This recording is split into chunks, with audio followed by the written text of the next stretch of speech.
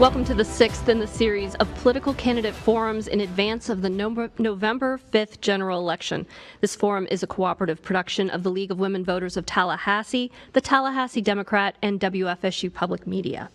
Our candidates today are running for the Tallahassee City Commission position. I'm Suzanne Smith from WFSU Public Media, and I'm joined by William Hatfield from the Tallahassee Democrat and Danielle Irwin from the League of Women Voters of Tallahassee.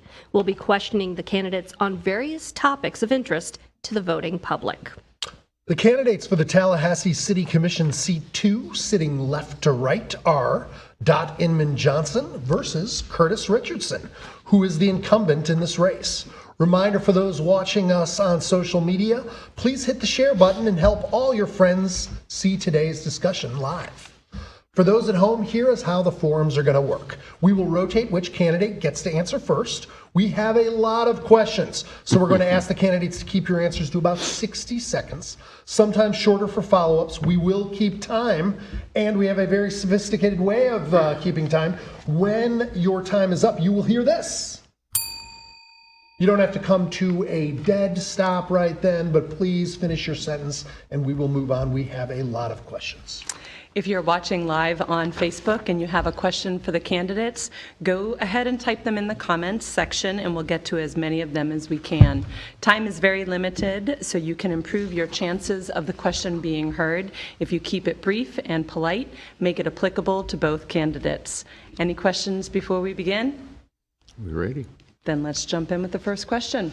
All right, our first topic is natural disasters.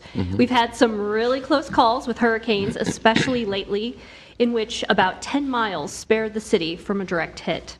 What kept you up at night when it looked like a direct hit looked like it was certain? What does the city need to do ahead of next time when we may not be so lucky? This first question will go to Ms. Inman-Johnson.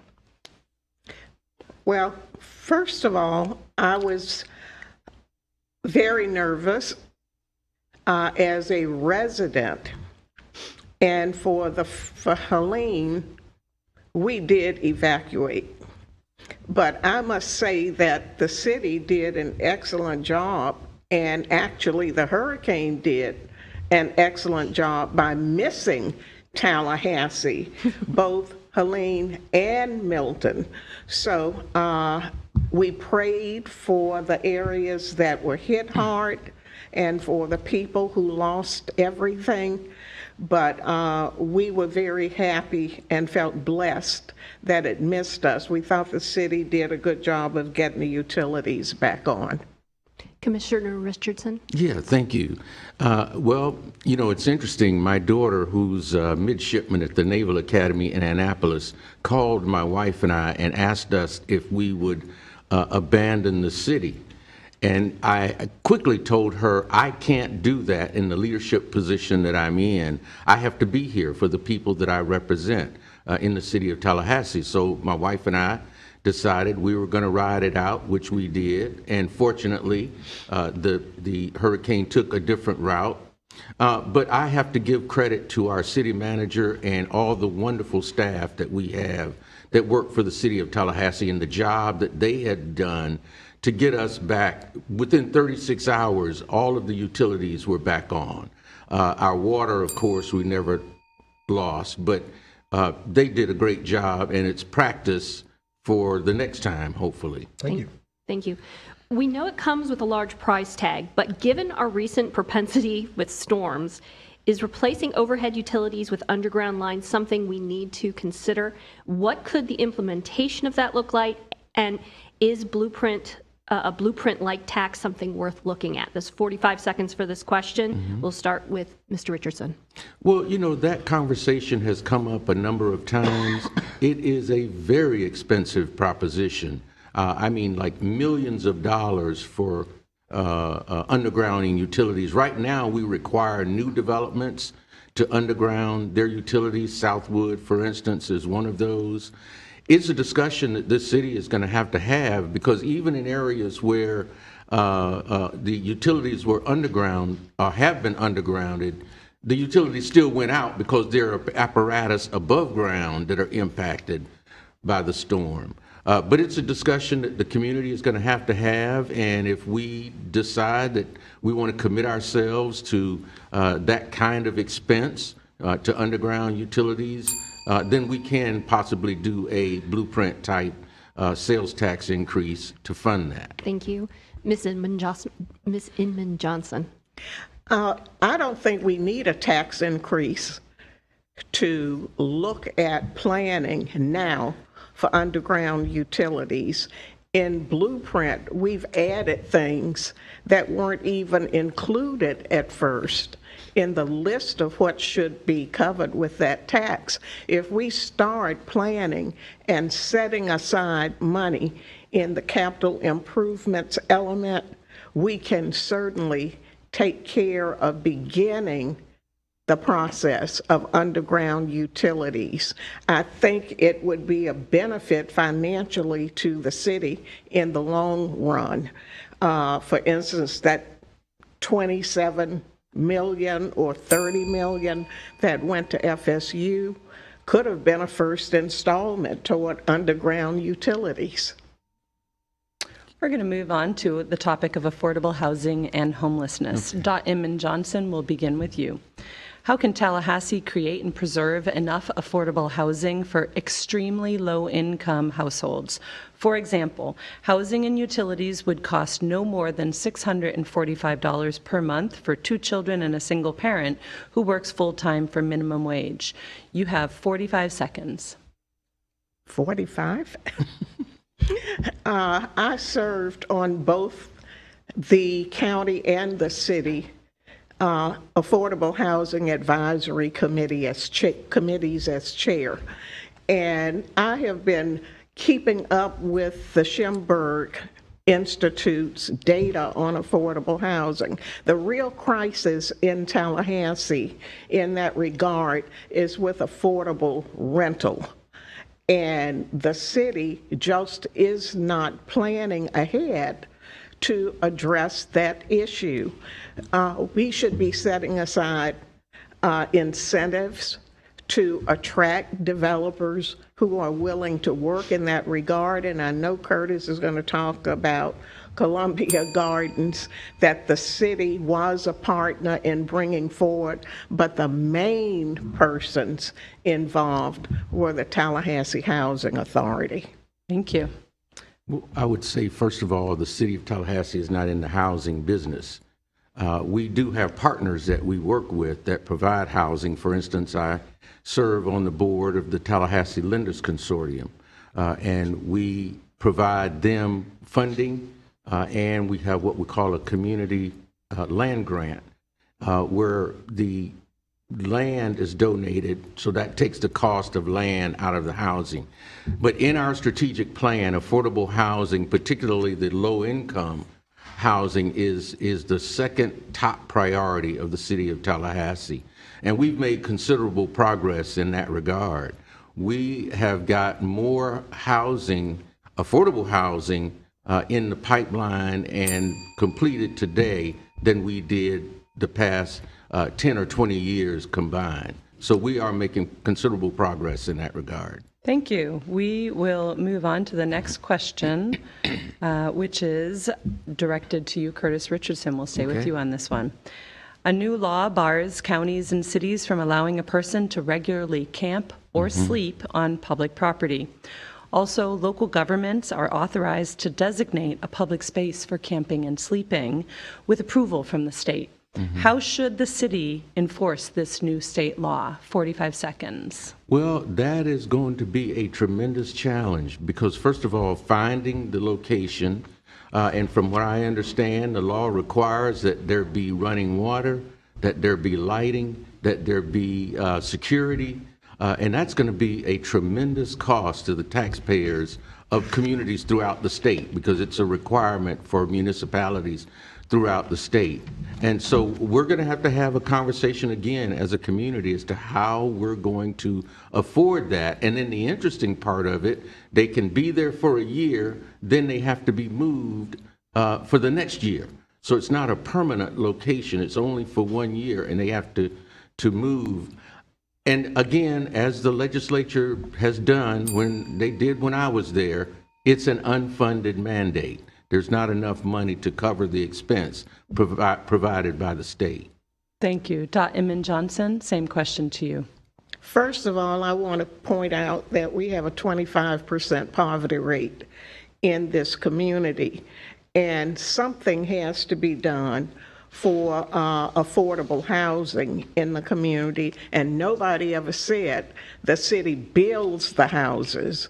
Incentives need to be there to make sure they happen. And as far as the homeless issue is, we have to do something. It is something that has to be addressed. We don't have to reinvent the wheel. There are communities all over this country that are doing better in that regard than Tallahassee, and we can learn from the successes of other communities. So a quick follow-up on that, so does the Kearney Center got this problem kind of in hand, or do we need to look at this camp option that the Florida government has passed down? Inman-Johnson, 30 seconds. We need a more permanent solution to homelessness. Jacksonville attacked it years ago. And they had single-room occupancy facilities where people got help with comprehensive services and jobs, so they were able to move out of those single-room occupancy facilities into regular rental housing. Right. I mean, in the meanwhile, this law is on the books now. I mean, do we need to look at this camp option, immediately, given that, the city could be at risk? We have lawsuits? to follow the law. Right. Commissioner Richardson, same Yes, sir. question. Well, I don't know if Ms. Inman-Johnson has been to Jacksonville recently, but they don't have a solution to this issue in Jacksonville either. Homelessness is a growing issue, particularly in Tallahassee, because we are the hub of this region, if you will, and so many people from all over the country actually are coming to Tallahassee because of the services that we provide for the homeless here in Tallahassee, especially the Kearney Center, William, you mentioned. We need to provide as many and a variety of services, programs and services for the homeless as we can. There won't be one single solution to that issue. Do you think in the meanwhile, in the short term, given the laws on the books, that we need to pursue this, camp? I don't think we have any other option. It's a law, and as Ms. Johnson said, Inman-Johnson said, we have to abide by the law and make it happen. All right, we're going to shift over to city management here. According to its strategic plan, one of the city government's values is to lead with integrity at every level. In your opinion, is city government leading with integrity at every level? If not, what levels are we missing? Curtis Richardson, you get to start us out. You have 1 minute. Yeah, I'm not quite sure what you mean by level of integrity, but we do have a city administration that is, I think, second to none. We evaluate our appointed officials on an annual basis and on a 1 to 5 scale, and each of them, the city manager, the inspector general, our Jim Cook, our treasurer clerk, and the attorney have all scored well above 4 in most instances, at least from the 3 of us who value what they do. And our city has been actually a model for other cities in terms of how she is run and the quality of staff that we have. We're bringing in young people now so that they can learn the inner workings of city government and be ready to fill those positions where we have individuals that will be retiring soon. Our city manager is one of those. He's got enough time in to retire. And so, yeah, I think we have a very well-run city and a model for others to emulate. Thank you. Same question, Inman-Johnson. The city models good practices in some areas, but I think the city management is far behind in ruling by integrity. Many city employees have contacted my campaign to say that they are being managed by fear and intimidation.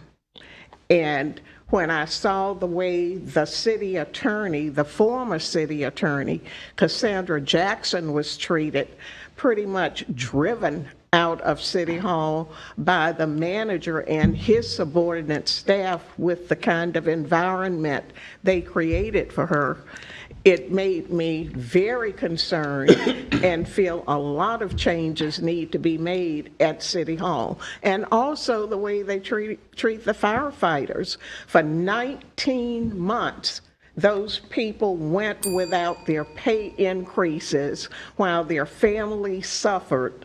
And yes, they have. We're gonna stay with this topic, so we're gonna have more to say, and you're gonna start us out. This race has been cast as one where the control of City Hall hangs in the balance. If a vote was called shortly after your election, would you keep the current city manager in place? Why or why not? 1 minute. Well, I would not be able to act on the city manager before I had an opportunity to give him due process and evaluate him like the other city commissioners have had an opportunity to do. But I would certainly be truthful in that evaluation, and I certainly don't think he deserves a 5 rating. So the evaluation process occurs once a year, and it just happened. Would that mean that there would not be any vote on changing of the city manager until, I guess, around next year at this time? Well, I would certainly voice my opinion about his performance, and I think it has been dismal in some areas, but it takes 3 commissioners to act on anything in city government. Okay. Curtis Richardson, same question. Well, I don't think there's any question of what that vote would look like based on the fact that Ms. Inman-Johnson said that she was running when she announced her campaign, that she was running to give the current philosophical minority, if you will, on the commission a 3rd vote. And it's been clear that my colleagues, 2 of my colleagues on the commission currently have a disdain for our city manager, and they don't have a good relationship. And I know that they would probably try to act to get rid of the city manager under that circumstance. I think he's doing a good job. Our city is very well run.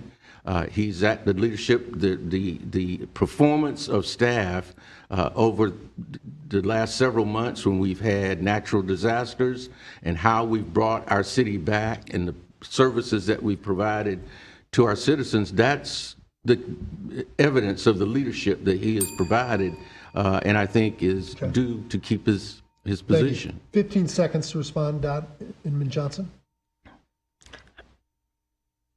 Yes, but those 2 commissioners have a reason to show disdain because the city manager doesn't even give them the benefit of telling them what's going on. He talks basically to the 3 in power. Thank you. Commissioner Richardson, we often talk about the 3-2 voting block. You just mentioned the number 3. What is a key example where you went in a different direction and why? 30 seconds. When you say in a different direction? Like a different direction from the 3. When we talk about voting block, what is an example of where you went in a different direction? I have served on 3 collegial bodies as a school board member in the Florida House of Representatives and now on the City Commission. And I've had the opportunity to work with individuals from varying backgrounds, different political parties, and in every instance, I have been able to work collaboratively with those individuals to get things done. Any specific example come to mind? In the most recent, the current city commission? I couldn't tell you a specific vote that we took, because actually 90% of the votes that we take are unanimous votes. Right. Okay. And so if you want me to use that as an instance, then yes. Okay. Ms. Inman-Johnson, you are part of Jeremy Matlow's One Tallahassee slate of candidates. What's one key area you disagree with Commissioner Matlow on? 30 seconds. Well, I don't know all the votes like Curtis does that they've taken, but I can tell you for a fact, I am a declared progressive. Matlow and Porter are progressives. All of the city commissioners are Democrats, but only 2 of them vote like Democrats. Is there any specific area you can highlight that you would, take a different approach than Commissioner Matlow? I don't know where I would take a different vote offhand, Okay. but I would approach some of the issues differently because I have the instinct to try to bring people together. And so I would probably moderate how I disagree. Right. Okay. Curtis Richardson, 15 seconds. Yeah, William, this thing about political party, these are nonpartisan races. I have been a registered Democrat since 1974. I have voted Democrat. I have served as a Democrat elected official, but the city commission seats are nonpartisan. Okay. And so, Thank you. Don Inman-Johnson, you get the last 15 seconds, then we're going to go to another topic because we've got a lot. Yes, the political party might not be important, but the issues are.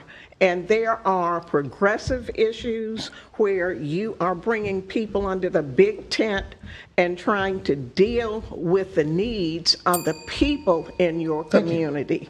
And Curtis doesn't do that. All right, thank you. Okay, we're moving on to public safety.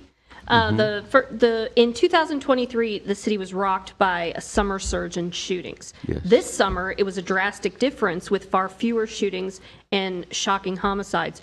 What do you attribute to that shift? 45 seconds. We'll start with Commissioner Richardson. the comprehensive approach that we've used to address crime in our community. My family has been indirectly affected by it. A young man was killed not far from our neighborhood. He was a personal friend of my daughter, and it was a neighbor that was the perpetrator. But we've tried to put in programs in place to intervene early in the lives of these young people to steer them away from crime. But we also have invested in public safety by hiring additional police officers and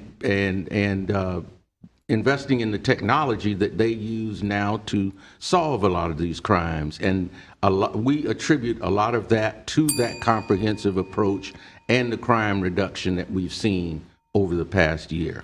Ms. Inman-Johnson, what do you attribute to that shift? What do I attribute To the shift in crime the fewer shootings and homicides? I attribute it to poverty and a lot of the inequities that people are going through in this community. And if you don't do anything to address the poverty issue in this community, we're going to continue to see this. And we also have to have programs for younger children who haven't gotten into that pipeline already. I serve on the Council for the Status of Men and Boys and on the Research and Planning Committee, and we are working very hard to try to address that issue. What do you attribute to the shift from the surge in 2023 to the lower numbers this summer? I think the biggest problem was the gun violence. If you look at all of the crime, maybe it's shifted, but the gun violence hasn't changed that much. While reports of violent crime have subsided in recent months, crime does remain an issue in our community, including burglaries, as well as the need for extra patrols in neighborhoods and addressing pedestrian safety and speeding violations. If you sat down in a one-on-one today with Chief Revelle, what would you ask TPD to address immediately? 45 seconds. Mr. Richardson, we'll begin with you. Well, there's no question that violent crime in our community continues to be an issue. And what we found is that 53% of the gun crimes that are committed are by stolen guns from unlocked cars. And so we've partnered with the Urban League, and they've got a marketing campaign. You may have seen the yard signs around town to encourage people to make sure that, first of all, they don't leave a loaded gun in a car, but if they do, to make sure that that car is locked and the gun is secured. And so that's the thing that we will continue to focus on. And we have seen, based on the initiatives that we've put in place, including the Commission on the Status of Men and Boys, we've seen a reduction in violent crime and property crimes in this community. Ms. Inman-Johnson, what would you ask the TPD I to think address? the commissioner is giving a simplistic answer to a very complex problem.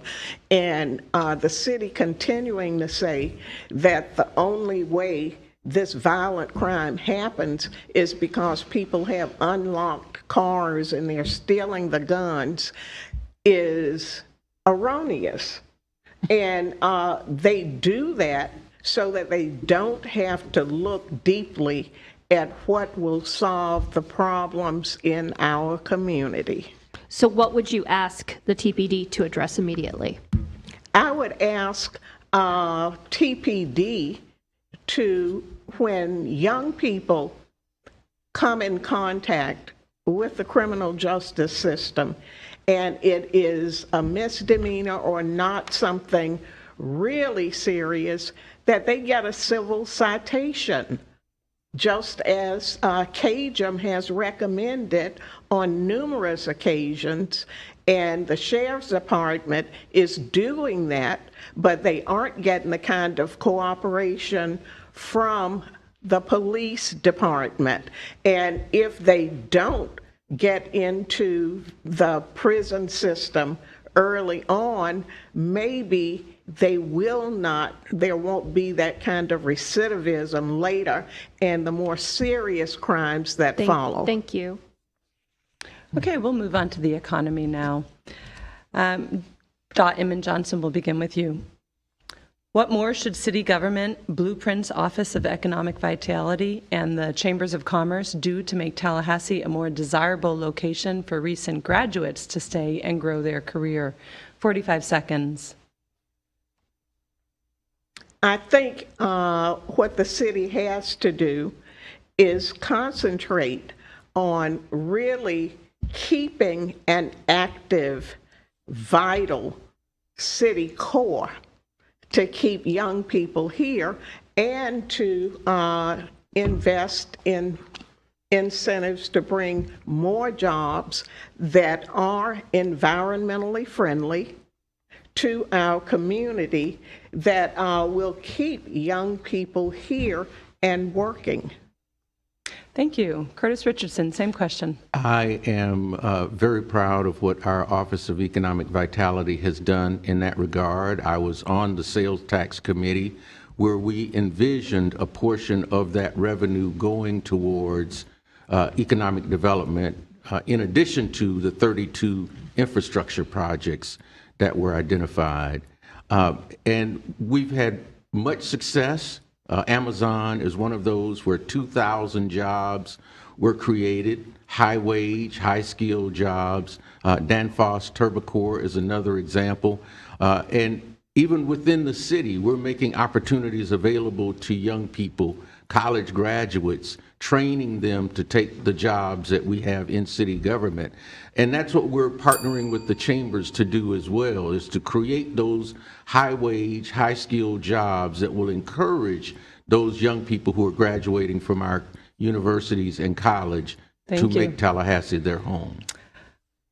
Next question on this, and Curtis Richardson, we'll begin with you. According to the U.S. Census, nearly a quarter of Tallahassee's residents live in poverty. Inman-Johnson referred to this earlier. Why are so many city residents living in poverty? And if reelected, what will you do about it? 45 seconds. Well, we have partnered with organizations throughout the community that provide services.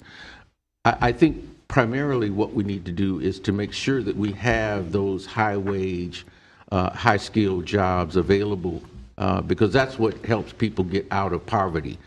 Put a focus on, for instance, I retired from Lively Technical College. Put an emphasis on not necessarily the school to college pipeline, that's fine for those that want to go that route, but to emphasize vocational and technical training, jobs like welding and plumbing, and beauticians even, where they can earn a great living and be able to take care of themselves and a family. And so I think that's one of the things we can do to begin to address that issue. Thank you. Dr. Inman-Johnson, if elected, what would you do to address the I poverty can level? agree with Curtis on concentration on trade jobs that young people can be trained without going through a long period of time in college or even in a trade school before they have an opportunity to get a job that pays a high wage. And plumbing and HVC, all of those pay good wages. And another reason is to pay apprenticeships, to have paid apprenticeships and internships while they are completing their training so that they have an opportunity to lift themselves out of poverty sooner. Thank you. All right, we're going to do a brief lightning round. We're going to do it a little different this time, and instead of just one sentence, I'm going to give you 30 seconds on each answer, but it's going to go quick. Yeah. I know, but I am. It's going to work. Okay. You both have a long track record of public service. What's one thing you admire about your opponent? Inman-Johnson, you start. I admire Curtis for his love for his girls. All right. Curtis Richardson, same question to you.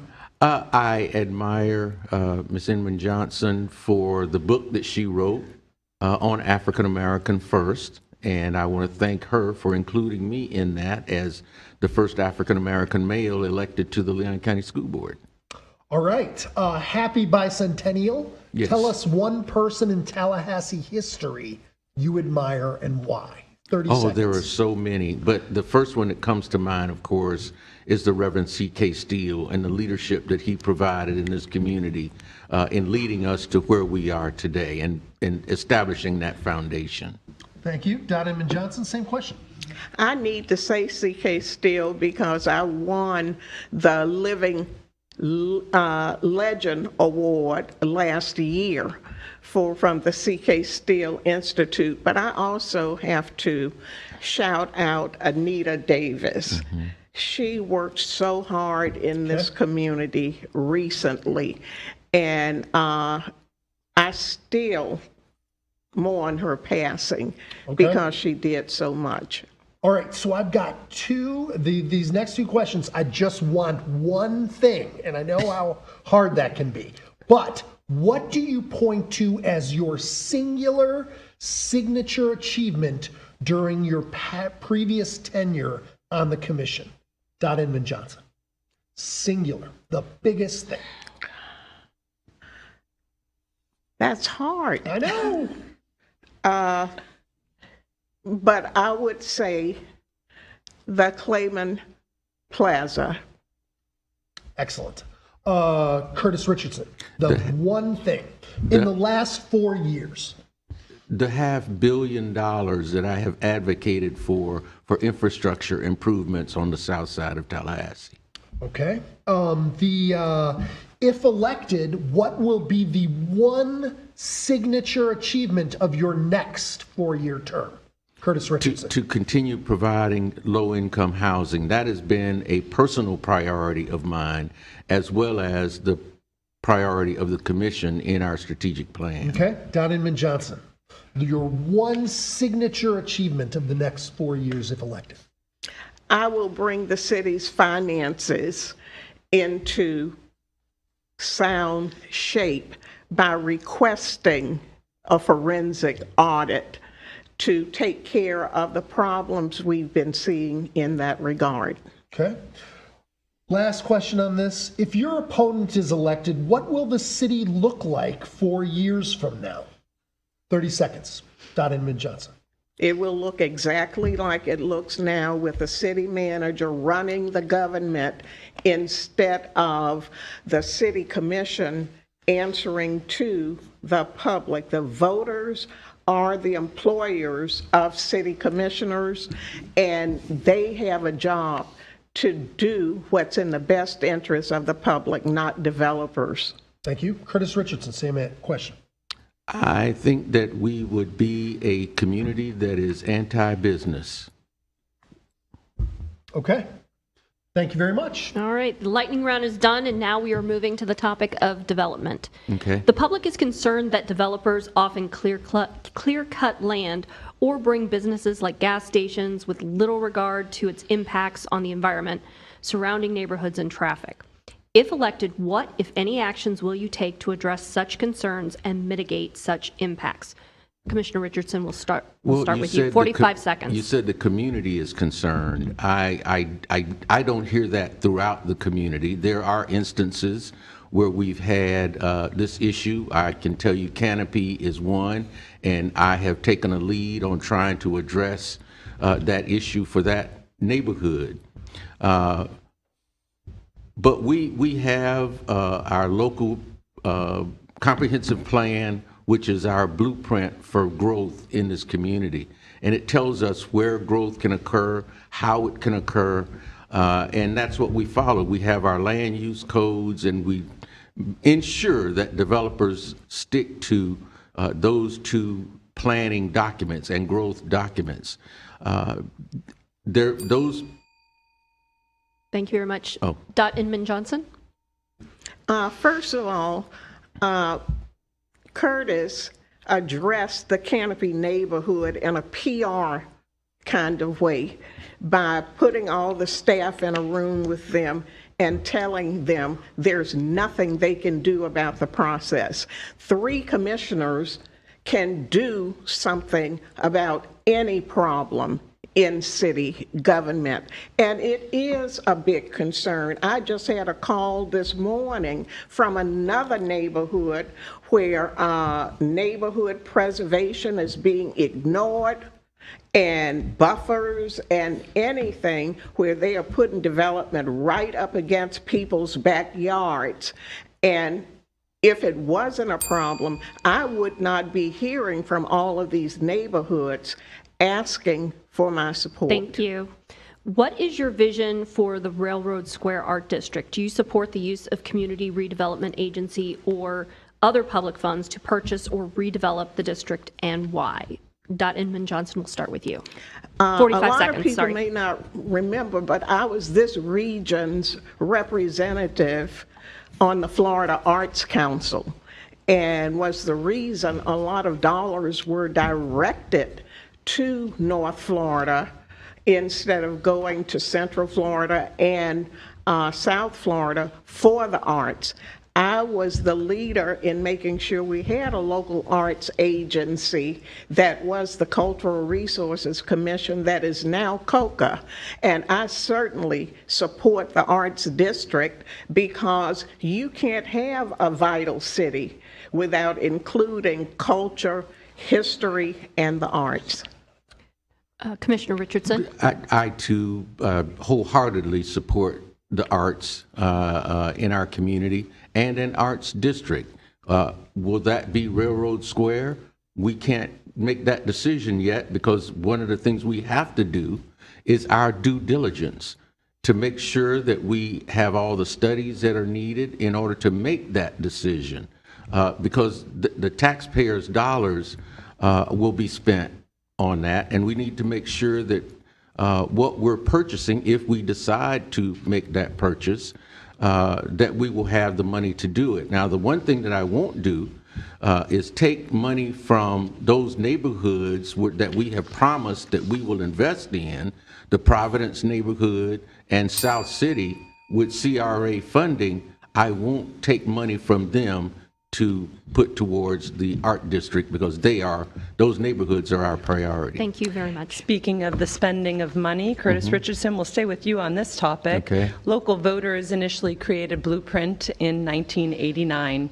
It's funded through a 1% sales tax, and the Blueprint board is made up of our city and county commissioners, as you Yes. know. Yes. It has two functions: support infrastructure and economic development. Right. The question is the money being spent wisely, or is it being spent unwisely? 45 seconds. I think absolutely wisely. The 32 infrastructure projects that were approved by the voters are on track to be completed. And that was one of the things that when we did the first Blueprint 2000, and I was on that Blueprint board at the time, we completed all of those projects on time and within budget. And I am on the IA board now to make sure that we keep faith with the public in that regard this time around and complete all of the infrastructure projects that this community voted on. We also had the vision to set aside 12% of the revenue from that penny sales tax for economic development purposes, and we're seeing the dividends from that investment come to fruition in projects like Danfoss, Turbocore, Thank and you. Amazon. Excellent. Inman-Johnson, same question to you. Is the Blueprint money being spent wisely? It depends on the person determining what an economic development project is. Economic development could be reinvesting in your city and making it a proud, livable city that brings in more development, more businesses, because the employees they are bringing there, they want to see a vital city to support the things they were used to having where they came from. All right. What do you make? We're going to shift over to campaign contributions. What do you make of your opponent's campaign contributions? Inman-Johnson, start us out with 45 seconds. Can you repeat the question? Yes. What do you make of your opponent's campaign contributions? My opponent's campaign contributions come primarily from development interests, businesses that have current contracts with the city of Tallahassee, which I consider a conflict of interest and a violation of ethics. Thank you. Curtis Richardson, what do you make of your opponent's campaign contributions? Well, 45 seconds. 70% of my campaign contributions come from individuals and businesses here in the local community. Even the developers that Ms. Inman-Johnson talks about, they're citizens of Tallahassee. They have businesses, they hire individuals, they pay taxes. But her contributions are coming from places like California and Tennessee. These PACs that we know nothing about, there's no transparency, and they're being funneled through a PAC that's run by a colleague on the city commission. There has to be something wrong with that. And I think that this community has to ask the question, what's going to be expected of a commissioner that's been funded by out-of-state interests like that? Inman-Johnson, 15 seconds. I have raised over $95,000 in my direct campaign with contributions of $5 up to $200 with just a handful of my donors who are citizens, voting members of this community who can pay $500 or $1,000. And we're staying with this topic. This race is easily the most expensive local contest of 2024, with the two candidates and the three biggest political committees backing them, raising more than $900,000 so far. PACs aligned with your campaign are funded largely by wealthy donors with local developers and real estate interests backing Commissioner Richardson, and green energy dark money groups from California and elsewhere backing Inman-Johnson. For both candidates, why do you think these committees are supporting you, and what do you think they want in return? Inman-Johnson, 45 seconds. groups that are backing me from out of the state are Climate Change Cabinet, environmental groups, and Alliance for Clean Energy, which is an environmental group. And I don't know of anything I, as a citizen, could give them except being a good environmental advocate for our community, protecting our natural resources, and making sure we are doing things to ensure we have clean water, not polluted clean air, and our natural resources are protected. Curtis Richardson, And same William, question. we're doing all of those things right now in the city of Tallahassee. We have some of the best water that you'll find anywhere. We're protecting our environment. We've been named Tree City USA for the last 31 years. But I think that when we talk about who's contributing, I have a history in public office. I've taken contributions in the past, and all that anybody expects from Curtis Richardson is good government, that I will listen, that I will consider the issues, and that I will make decisions that are in the best interest of this community. My background speaks for itself. May I follow up? Nope, we're going to keep going. We've got so much more to go. Yes, jumping into the city budget. Let's see, Curtis Richardson, we'll start with you on Okay. this. The city commissioner voted 3-2 in favor of the city's $1.2 billion budget for 2025. And while the city millage rate went down slightly, 3 cents for every $1,000 of property value, it still counts as a tax increase under Florida law because it will raise an additional $6 million in revenue. Should the city do more to tighten its belt and provide tax relief to taxpayers? 45 seconds. Yeah, and that's one of the things we directed our city manager to do as we went through the process. And that's one of the reasons why we're able to reduce that millage rate. We have, if not the lowest, we have one of the lowest millage rates of comparable sized cities in the state of Florida. So our citizens are getting tremendous benefits, programs and services at a cost less than what some others are paying. We anticipate additional revenue from the school zone cameras that we will be putting up, and so that's why we were able to reduce that millage rate even more. And so I think that we're doing all that we can to tighten the budget, but still provide the quality programs and services that our community has come to expect. Okay, thank you. Inman-Johnson, same question. The commissioner should have started tightening that belt back in 2022 and avoided an 8.5% property tax increase that hurts the least able to pay that in our community. Tightening the belt would have prevented the city manager from putting on 3 new assistant city managers at $250,000 in salary each. It would have made them more cognizant of how the finances were being run so that $1 million scam couldn't have been run on the city. And it also would have made them more aware of what's happening with their procurement process. A quick follow-up on that what allows William, this is happening a lot now. I haven't said anything, but you all are allowing run-on answers in some instances. You have 15 seconds. that allows the Curtis Richardson, sir. 15 seconds. Well, what I want to answer is this issue about the property tax increase. That property tax increase, the revenue generated from it, $8 million, was totally invested in public safety, and we've seen the benefits of that investment. 70% of the property owners were not impacted by that property tax increase. Ms. Inman-Johnson, you said you support the city you brought up the police officers. You said you support the city hiring more police officers, but you did not support the property tax increase to hire them. You said the city could have cut its budget to hire additional officers. Where would you have cut the city budget to pay for additional police officers? 45 seconds.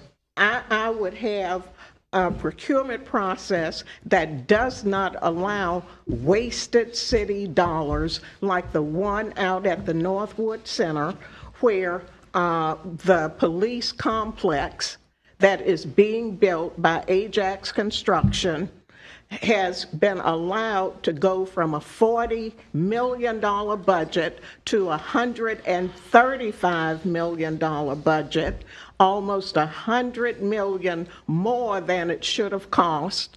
That money could have gone into part of that budget cutting. All right. William, Very good. In a recent city commission meeting, Commissioner Richardson lamented the bastardization of the negotiation process with the firefighters. Can you elaborate on that and share what you think created that? I don't know what created it, William, but what I can tell you, that process was politicized. It was dragged on to have an impact on this election.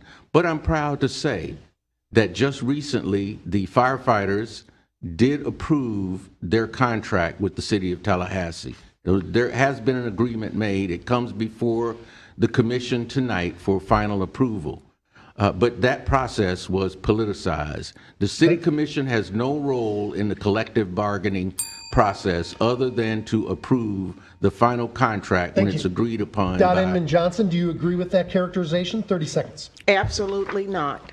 The firefighters went through a negotiation process that started in March 2023, and it has been 19 months since it started before they finally got a contract. They never got their raise for 2024 because that period had already ended.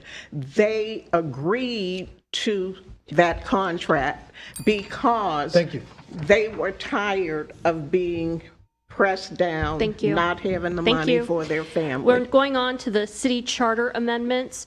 How will you vote on the city charter amendment 1, which effectively doubles city commissioner salaries and ties them to the same pay as county commissioners? Please explain your answer in 45 seconds. We're going to start with Ms. Inman-Johnson. Firefighters beginning at $44,000 for their full-time salary for 53 hours a week. The city commission makes $45,000 for their part-time job, and they're asking to have their salaries doubled. It seems incredible that in that kind of situation, they could be asking for their part-time salaries to be more than double what a beginning firefighter has been making in the past. So you will be voting no? I'll be voting no. Curtis Richardson, same question. We are putting the issue to the community to decide. We are not giving ourselves a raise, and it's not for Curtis Richardson. I've done this for 10 years at the salary that has been approved for this position. What I'm looking for is what comes in the future. Young people who are not able, because they're not retired, or they're not able to serve because they cannot afford to on a $45,000 salary. And how will you be voting? I'm voting for it. Okay, thank you. Keeping with amendments, but this time to the Florida Constitution, in November's general election, voters will be asked to approve or reject an amendment to the Florida Constitution that will legalize the recreational use of marijuana for adults age 21 and older. State licensed entities will be authorized to distribute marijuana and related products. Why do you support or oppose Amendment 3 to allow recreational marijuana? And in your opinion, how would its passage impact the city of Tallahassee? In 45 seconds, Curtis Richardson, will start with you. Well, early on, I did oppose the amendment before I knew all of the nuances of it. I based my response then on what I had experienced as a 17-year-old student at Florida State University when marijuana was being widely used. It was the first time I was ever introduced to it. But now that I know more of the details of what the amendment will do to legalize it for those 21 years of age and older, to limit it to the industry that is responsible for the growing of marijuana and the sale, and making sure that the marijuana that is sold is not laced with fentanyl and other dangerous chemicals. And how will you be voting? I will be voting for it. Inman-Johnson, same to you. As I said in the previous debate, I will be voting for it. I'm still going to be voting for it because many of the young people who have been introduced to the criminal justice system have been introduced to it because of use of marijuana. You have medical marijuana concerns, and if it's safe to buy from those, it is safe for use now, and it puts regulations in place to control it. Thank you. All right, we're going to closing arguments. You have 45 seconds to speak directly to voters. Inman-Johnson, start us out. Thank you for this opportunity to speak to you today, and I look forward to the next 2.5 weeks to make sure you have a clear understanding of my vision for the community. I am completely committed to working for all of Tallahassee, even those who may not vote for me on November 5th, because I am invested in making this the best city it can possibly be. I ask for your vote on November 5th, or beginning next week when early voting starts on the 21st. Thank you. Curtis Richardson, close us out. Thank you, William. What I would say is my record speaks for itself in terms of my representation on the city commission. I ran for the commission because at the time there had not been a commissioner who lived on the south side of town represented on the commission. And we don't run from districts, but I thought that was important because there were so many African-American neighborhoods that had been neglected or underserved. And we've seen a sea change in that. I think that this city has moved forward under our leadership. We're growing. We're a prospering city. And my vision is for every citizen, regardless of where they live in this city, to feel like they live in the all-America city that Tallahassee has twice been designated. Thank you. And that's what I hope to achieve during these next 4 years. Thank you. Thank you to the candidates and to our audiences for joining the League of Women Voters of Tallahassee, WFSU, the Tallahassee and the Tallahassee Democrat for this program. You can find a replay of this forum on our YouTube pages, tallahassee.com and WFSU.org. The recorded broadcast will be aired Wednesday, October 23rd at 11 a.m. Eastern on WFSU 88.9 FM. So tell your friends. And remember, early voting for the general election begins October 21 and ends November 3rd. Election day takes place on November 5th.